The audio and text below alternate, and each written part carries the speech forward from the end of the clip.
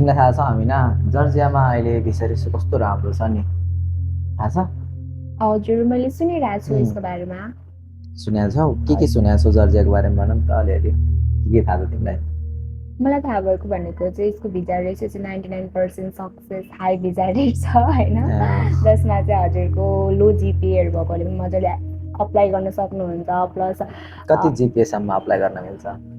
Minimum 2 जिपिएहरूले पनि मजाले apply गर्न सकिन्छ भन्ने चाहिँ मैले सुनिरहेको छु।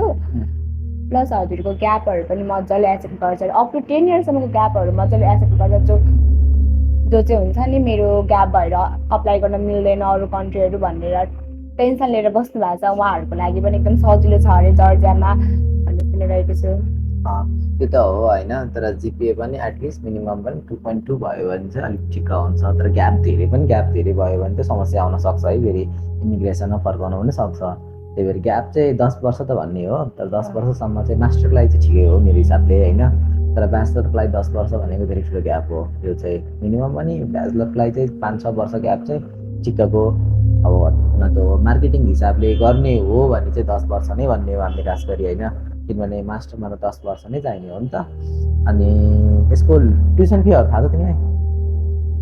अफोर्डेबल ट्युसन फीहरू चाहिँ छ भन्ने थाहा छ, प्लस मैले सर्चहरू पनि गरेको थिएँ, तर फुल्ली नलेज चाहिँ छैन। यस्तो ट्युसन फी भन्दाखेरि कस्तो छ भन्दाखेरि चाहिँ त्यहाँ चाहिँ अब युएसटीमा हो ट्युसन फी। जस्तै अब जर्जिया त युरोप परेन नि त, युरो एसियन हो नि त म्याक्सिमम आउने क्वेसन चाहिँ यो जर्जिया कुनमा पर्छ म्याम, मतलब मान्छेको म्याक्सिमम क्वेसन चाहिँ यसमै आइरहेको हुन्छ। जर्जिया चाहिँ युरोपमा पनि परेन, एसियामा पनि परेन, तर अब त्यहाँ चाहिँ करेन्सी भनेको युएसडी नै चलिरहेको हुन्छ होइन।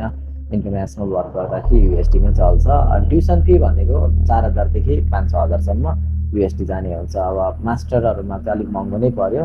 ब्याचलरमा अब जस्तै बिबिएमा गयो भने चाहिँ 4,000 भयो होइन। फेरि अब कम्प्युटर साइन्सहरूमा पनि 4,000 नै हो। तर हामीले जस्तो जाँदाखेरि एक वर्ष लाइक 6 महिनाको फी हालेर जाने गरेको हुन्छ नि जर्जियामा, क्या 1 वर्षको हालेर जानुपर्ने हुन्छ। यस्तो हो, अब यहाँबाट अफर लेटर आइसकेपछि अब 1000 युएसडी पे गरेर जाँदा त भइहाल्यो होइन। तर त्यहाँ गएपछि चाहिँ सर्टेन डेजमा पे गर्नु पर्यो। तर यहीँबाट सबै पे गरेर गयो भने चाहिँ सजिलो त भयो नि त त्यो पार्टमा चाहिँ। त्यहाँ गएर काम गर्न सक्यो, टिआरसी एप्लाई गर्न सक्यो, अनि त्यो एप्लाई भएपछि चाहिँ काम गर्न अनि पायो। सर यसको डिपेन्डेन्टको केस चाहिँ के हो, लाइक सँगै अप्लाई गर्न मिल्छ मिल्दैन भनेर म्याक्सिमम क्वाइरीहरू आइरहेको हुन्छ।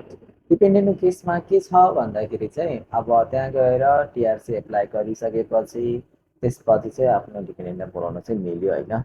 तर के छ भन्दाखेरि अलिक गाह्रो त गाह्रो हुन्छ, किनभने आफूको विदिन अ सर्टेन मन्थमै बोलायो भने चाहिँ अलिकति गाह्रो हुन्छ, किन पढ्नको लागि गएको हुन्छ नि त। त्यसमा सकेसम्म केही इयर वेट गरेर आफूले बोलाउँदा चाहिँ बेस्ट हुन्छ मेरो सजेसनले होइन। बाँकीले अरूले के गरिरहेको छ त्यो त मलाई थाहा भएन, तर एकर्डिङ टु मेरो सजेसनले चाहिँ 1 वर्ष वेट गरेर त्यसपछि चाहिँ बोलाउँदा चाहिँ बेटर हुन्छ त्यहाँ चाहिँ जर्जियामा।